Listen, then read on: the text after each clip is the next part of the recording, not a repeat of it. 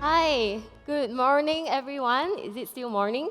Near afternoon? But hi, everyone. Really happy to be here, and I was really inspired by all the sharings earlier, and I can't wait to share my journey to you as well. So today, my topic is called traveling right here, right now. And the reason why I say this is because how many of us here, when we travel, we look for food? We travel for the food experiences. How many of us here travel for food? Yeah. And some of us here, we travel for cultural experience, to immerse in new cultures, to look at their costumes, how do they eat, how do they live. And some of us here, we travel to build new relationships, not to find a boyfriend or girlfriend, but just meet new friends and all that. And some of us here, we travel to open our eyes to the world, to see what's out there so that we expand our horizon. But what if I tell you that we can also experience all this right here, right now, as long as we are willing to open our eyes and open our heart? So my name is Suzanne, as mentioned. I grew up in Cheras, Kuala Lumpur. I grew up in Cheras, I studied in Cheras. Some people say that I'm a Cheras girl because I'm always in Cheras. I'm always in Cheras, and since young, I've always wanted to travel and to go overseas. I think all of us do. But I come from a middle-class family where traveling abroad is a luxury. And I think my first flight out was to Sarawak when AirAsia started. Thanks, Asia. And my first flight overseas was to Phuket when I was 17 with my family. A very nice, cozy budget trip, but we were very happy. So since young, because I wanted to travel overseas so much, I told myself I better study hard, get a scholarship, if possible get JPA, go overseas, study, and see the world. But unfortunately, when I was in Form 5, I didn't do good enough. I didn't get a scholarship.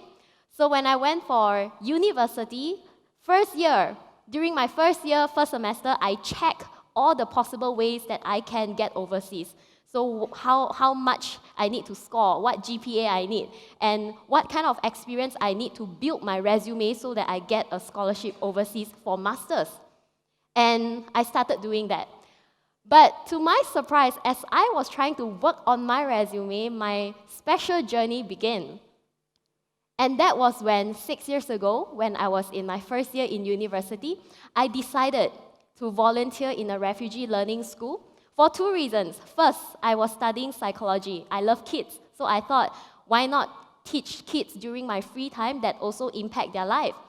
And second reason, for selfish reason, I want to build my resume. But little did I know this will change my life, to see the world differently. So after teaching in this refugee learning center, I was teaching there for 2.5 years, almost throughout my uni life.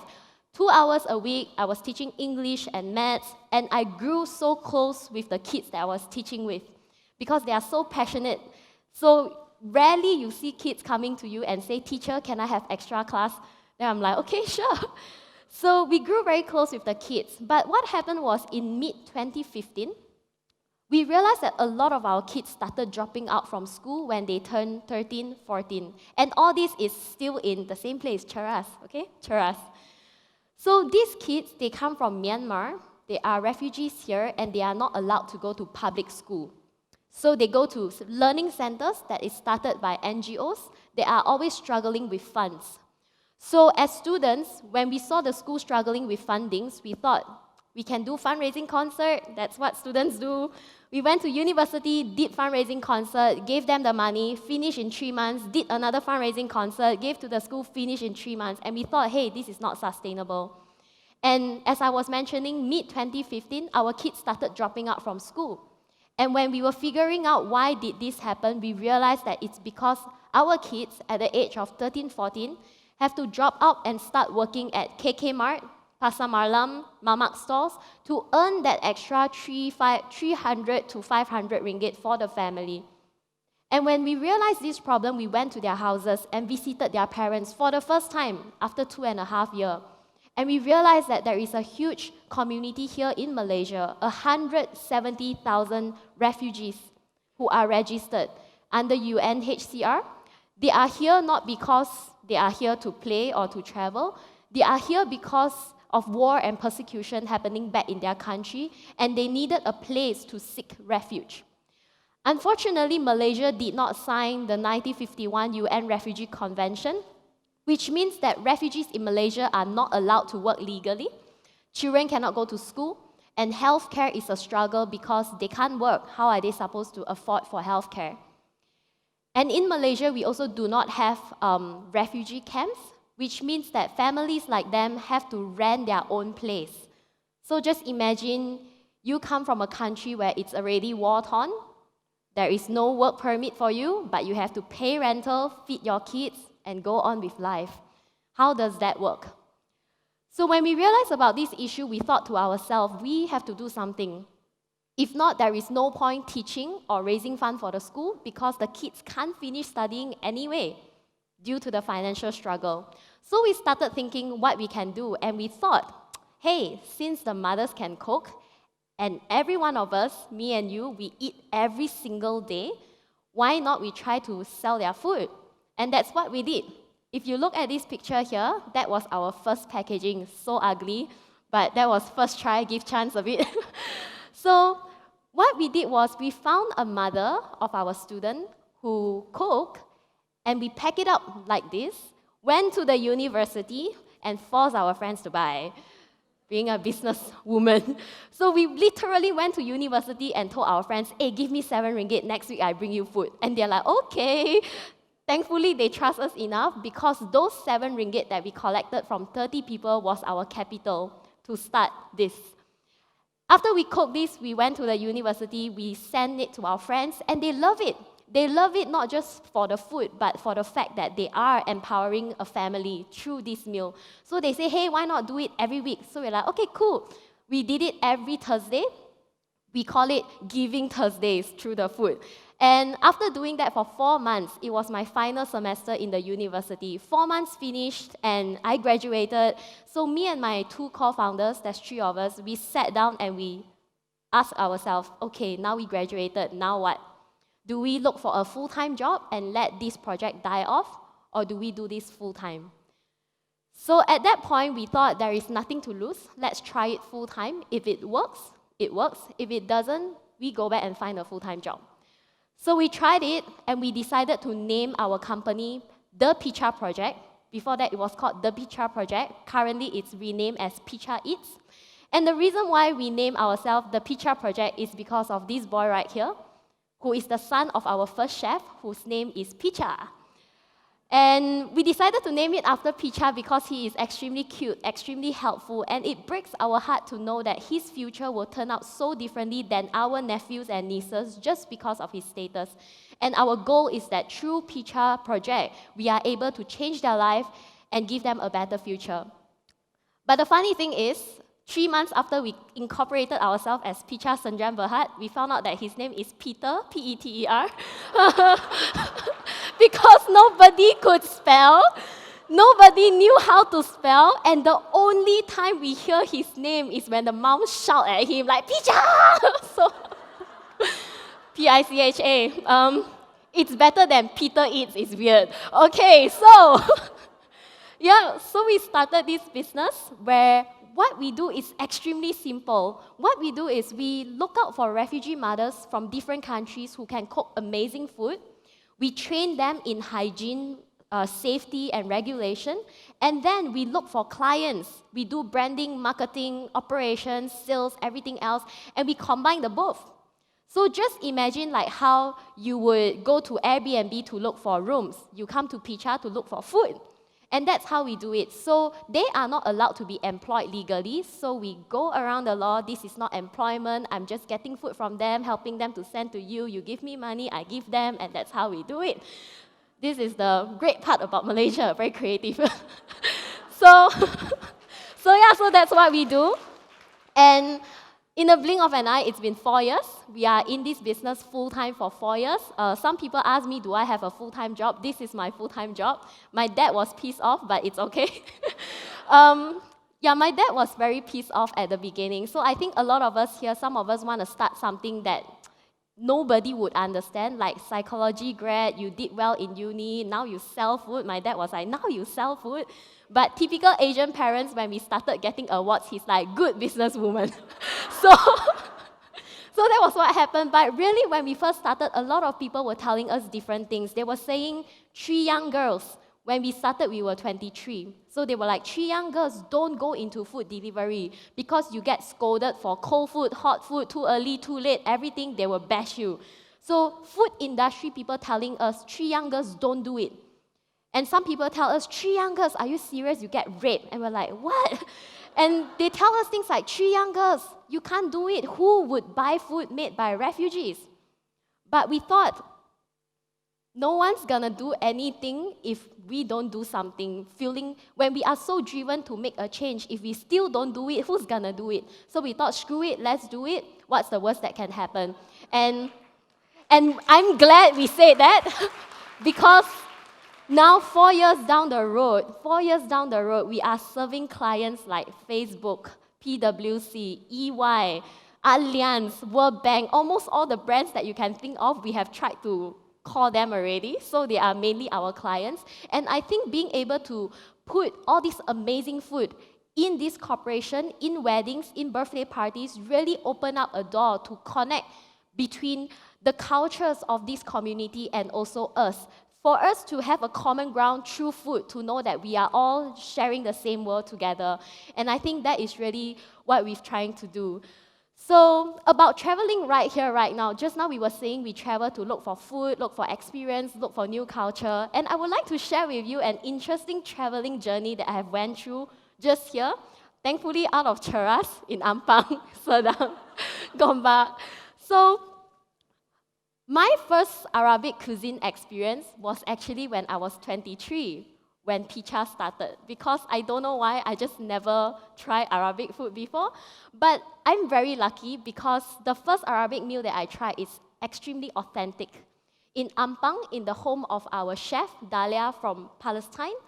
So through this, I traveled to Palestine, just in Ampang, and I get to enjoy the mandi rice, which is basmati rice with a lot of spices, star anise, cardamom, cinnamon roll, a lot of things. It's like something bursting in your mouth. And to finish off the rice, they burn a charcoal, put it into the rice, and smoke it. It's damn good. And I also learned that this dish right here, it's called Maklouba. It sounds very fancy, Maklouba, but they told us Maklouba in Arabic means upside down, because that's how they serve the dish. They cook it in the pot, they put a pan over, they turn it upside down, ta-da, Maklouba. And I also learned how authentic and how delicious Arabic coffee is. It's so good. If you can try it, please try it. And I also learned this weird thing where they chew cardamom. I don't understand, but they just chew cardamom. So I had this authentic Arabic experience just right here in Malaysia, and how I wish more of us could experience it. And just like when we travel, sometimes the best food is by the roadside, not the Michelin star. One of my favorite meal is actually this. It's a Afghan kofta. It's like a chicken meatball that doesn't look very fancy, but I love it. And it's cooked by our Afghan chef. So every time I go to their house, they will make sure that I stay for a meal, and they will make this because they knew that I'm crazy over it. And it's just very simple. It's just meatball with naan. So you tear the naan, you dip it into the meatball, you eat it. Delicious. So through this, I really experienced food as if I'm traveling from Palestine to Afghanistan, and I also got to experience their culture. So this costume right here, it's a traditional Hazara costume that is one of the ethnic group in Afghanistan. And it's funny how I ended up wearing it because I was just sitting in their living room, and this girl beside me, here, her name is Fatima. She just dropped a shawl on my head for fun. And once she dropped it, the mother said, "Hey, you look like a Hazara girl." Then I'm like, So she's like, "Bring out the costume, I want to see her wear it." So they brought up this costume that they brought with them all the way from Afghanistan to Malaysia, that they store preciously because they only have one, and it cost $1,000, and they put it on me. Very stressful. So I wore it. I mean, because it's part of their home and culture that they might not be able to go back anymore. And to know that they trust me enough to put this dress on me.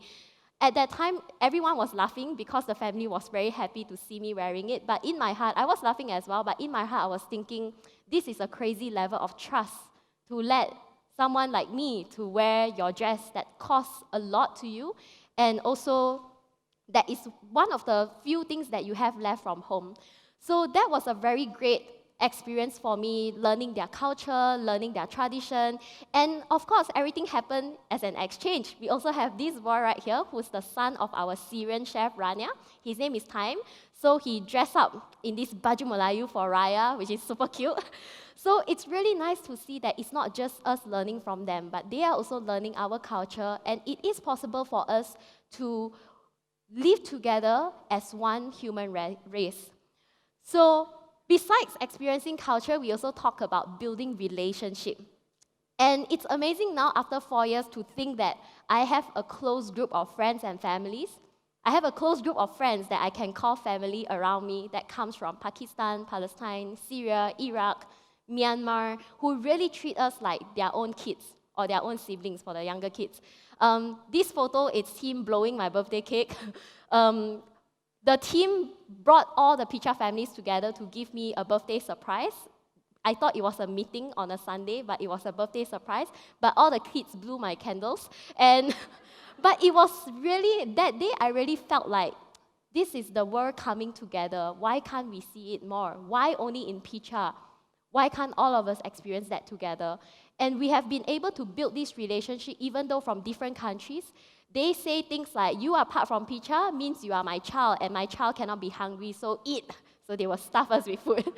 So things like this happen even though we come from different backgrounds, but all of us share the common humanity, and I really hope that more of us get to experience it. And most importantly, this whole traveling journey opened my eyes to the world, because all the stories and all the things that they have gone through is extremely, extremely valuable, and it really changed how me and my team see the world. One of the stories that we always share is the story of Zaza and Rania. So Zaza right here, he's our chef from Syria. And before the war started in Syria, he was a professional chef in a hotel for 14 years. Very educated, very professional. The wife right here is a kindergarten teacher, and the son was just born when the war started. And the reason why they left Syria was because they came from Raqqa, which is the state where ISIS claimed as their HQ for many, many years. So if you Google Raqqa right now, R-A-Q-Q-A, you will find pictures of nothing but destroyed cities. And what happened was, when the war started, Time was barely 1 year old. And one day when Rania was bringing him for a vaccination, an explosion happened nearby. And thankfully, it didn't hit them. But the impact blew towards them, and she decided, okay, let's go home. Today is not safe anymore. But what happened was, after she went back, a few days later, she found out that a lot of babies who got the vaccination actually fell very sick or passed away because the vaccination has been contaminated. And again, if you Google online, there are a lot of cases like this, because for humanitarian aid to get into this place where it is claimed as HQ by Raqqa, just imagine how difficult it is for them to even get in. And when the medication has gotten in, a lot of them has been either contaminated, expired, or had some issue with it. So when that happened, Rania realized how close to death she was, and she decided they have to leave. And they were suggested to come to Malaysia because they thought that in Malaysia, they get to work and rebuild their lives, so they came. But unfortunately, the truth is, they can't work here, and they really struggled for very long. And when Picha started, we approached United Nations to ask them if they knew any family who want to cook. They suggested Zaza right away because he's a great chef. So we went to his house, we tried his food, we love it, we onboarded him straight away. And he is a very, very special chef because he don't see this as just an income, but he sees himself as a part of Picha building the business together. And he has such a big heart. He understood that if the business grew, more people get to be impacted. So a bit of background, Zaza is the kind of person where before Picha even approached him, he see homeless Syrians, he would host them, borrow money, and buy them food. He's that kind of person. And once he started joining Picha, he got financially more stable. He started giving food to other people. He gave food to his neighbors. He gives food to the guards, to the cleaners, to our drivers. Our drivers love picking up food from them because they always get a box. He's the kind of person, and we really learn so much from him. But unfortunately, in 2017, 2 years back, in January, Zaza fell very sick. The doctor said it was anemia.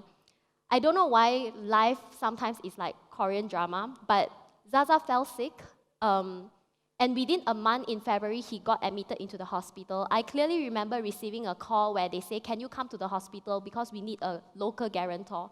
So we went to the hospital, signed the document. Zaza got admitted straight into ICU because his blood count was very low. He couldn't breathe. He was very, very weak. And we didn't know what was going on. A few days later, we got a call that said that the doctor suspected he has blood cancer. And that was an extremely heartbreaking news because a lot of thoughts went through my mind. Why him? Why? Why? He has just rebuilt his life after working so hard for 1 year. Things are good. Zaza's family is like one of our success stories because his life totally turned around. And I can't stop asking why him, such an amazing person, a person with such a big heart, why? And after a while, the doctor said, maybe it's not blood cancer, maybe it's bone cancer. So he was in and out of the hospital for 2-3 months, and on the 8th of May, he passed away suddenly because all of his organs just failed. And I think because there's too much infection going on inside, the doctor couldn't even pinpoint where to treat first. And before we knew it, we lost him on 8th of May. It was very heartbreaking for us, and I think it made us question a lot of things, like why did we even want to do this at the first place? Because he wasn't even a friend at first. He's just a stranger from Syria. Why do we have to put ourselves into this and build such a close relationship until his death and his incident really broke our heart to pieces, just like we lost our own family member? We question ourselves a lot, but one answer from his wife that we got that really made all this worth it was a week after he passed away, we went to visit the wife. And Rania told us this. She said, "Don't worry. Knowing that Picha is here, I believe that Zaza will not be worried about me." And I think that itself gave me such a strong affirmation that whatever that we are doing now is rebuilding life, no matter what other people are saying out there, and we will keep striving to do what we are doing to impact even more lives. And thank you. And one amazing thing from Zaza that really opened my eyes to the world is 2 weeks before he passed away, the doctor said that he's getting better, maybe he can get discharged. So I went to the hospital to visit him, and he told me, "I'm getting out in 2 weeks." And he said that when I'm discharged, I want to cook chicken mandi and give it out for free at the mosque because it's May, it's almost Puasa month. So he said, "I want to cook for free, give it out at the mosque, and I want to say that this is from Picha, not me," because that's how he wanted to give back. And in my head, honestly, at that time, what was running through my head is, you are sick, just rest, stop thinking about other people. Like, you crazy, yeah? You sick, you still think of other people. But that's how amazing he was. Even on the hospital bed, he was thinking about other people, and he was thinking about Picha as well. On the hospital bed, he made his wife write down Ramadan set for Picha and say, "You make sure you have the biryani, you have the chicken, you have the baklava. This is Ramadan set A." And he went on and on and on. And I really learned from Zaza. It opened my eyes so much that all of us here, we don't have to have a lot to give. Even just a thought or a simple action like giving a meal to other people, it changes so many people's life. And Zaza, even though he never gave us like money or like free food to us, but he has changed our lives so much because of what an amazing person he is. Just that kind thought that he has, just that big heart, always looking out for other people, has taught us to do the same. And his story right now, even though he has left us 2 years ago, we keep sharing it, and it has changed and touched so many other people's lives. So what we learn is that if someone like Zaza, who has lost everything, he is still looking out for other people because he knows how it feels like to have nothing. And what makes me reflect is that if someone like Zaza have the capacity to care and to do that, I believe that we can all do the same as well. And from Zaza, we learned that you can do what you do best and make a change. And through him is through food. And all of us, what do we do best? And how can we make that as our strength to make a change? So I always like to say, some of us, we are accountant and we think, oh, accountant, how can I make a change? But maybe offering your accounting skills to an NGO who can't afford an accountant on the weekends will help a lot. I don't know how to save people, so I run a business, I eat, I think can sell, I sell, and that impacts life. So what are you strong at? When we think about that and think, how can we use my strength to make a change? I believe that that is where collectively all of us can make changes together and create a bigger change in this world. So this is Zaza's story, and that has really opened my eyes to the world. And this is Shakila. She is our first family who got resettled in Australia 2 months ago. And she grew up her whole life as a refugee. She grew up in Iran where she studied nursing. But due to some issues she got deported back to Afghanistan. And back in Afghanistan, she saw so many problems in her hometown where the ladies were abused, they were having too many children, so she was trying to teach them birth control as a nurse. But once she started to do that, going around teaching birth control to the ladies, the Taliban attacked her and wanted to kill her because it's against their belief to do birth control. She was attacked very, very badly, and she escaped to India and then came to Malaysia. And in Malaysia, again, the same thing like Zaza. Even though she was struggling financially, she is like a nurse to the community. The whole refugee community even joked that her house is the Afghan embassy because if they need needle, they go to her house. If they need chairs, they go to her house. They need food, they go to her house because she has such a big heart. And we are very thankful that through Picha, she can be financially so stable that she start looking out for other people. So she nursed the kids, she helped people to translate when they go to the hospital, and she does so many of that because now the worry of where the next meal is going to come from has been taken away. And that is how we see the impact. It's not just us impacting them, but us making that first move so that they can impact a lot more lives. Because if you think about it, they are not just victims or refugees. They have their profession, they have their dignity, and they have that skills and strength in them to reach out to other people and do incredible things. But what they need is an open door. And if we can open that door for them, why not? So a lot of times we might think that refugees are just numbers that we see on social media, or they are just news that we hear online. But what we don't realize is they are here with us, just like our family. They are in Ampang, they are in Cheras, they are in Kajang, they are in Gombak. They are all around us. And if we are open to open our eyes and to take that move to reach out to them and build that connection, we can learn a lot of valuable lessons from them. This is Nishrin. She recently started hosting an immersive dinner experience together with Picha, where all of you can sign up. We have a booth at the row later, so you can go and check it out, what do we have. So what she do is she hosts a group of travelers in her house to teach them the basics of doing Arabic food. And through that, they have conversations, they get to understand where she came from, they get to understand their story and the culture. And I think most importantly is we give them the opportunity to preserve their tradition and the stories that they bring from home. They bring together the story with them from Syria and Palestine that a lot of us might not be able to visit anymore. And through all these experiences, we really see the world coming together through food. We see how we can really travel and experience different things right here, right now. Some of us might not have the money to, like travel to Europe, travel to Egypt, or to try authentic Arabic meal, but they are here, right now.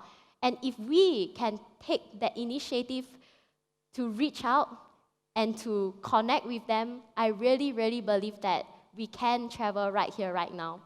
So today, we brought some Palestinian lunch boxes, also at the row. I think we have about 50 packets. So later during lunchtime, if you would like to try out the smoky chicken mandi that I was talking about, do go and grab a box. It ranges from about 15 to 20 ringgit per box. We have shawarma wraps, we have chicken mandi. So do try out the lunch later. And if you would like to sign up for any experience like this, also talk to the people at the booth to find out more about how you can take that first step to travel here. So before I finish, I just want to say that we have a few upcoming events. So if you would like to get notified, just scan the QR code, drop your email, and I will drop you all the notice for all the upcoming events that we have. Like the yoga latte event is where we are going to do yoga and Pilates, followed with a wide spread of vegan buffet brunch to highlight different vegan dishes from Palestine, Syria, Iraq, Pakistan, and so on. So do drop your email, and I hope that today is the start of your journey traveling right here, right now, wherever you are. Thank you very much. Thank you. Thank you so much, Suzanne, for your inspiring and heartwarming story.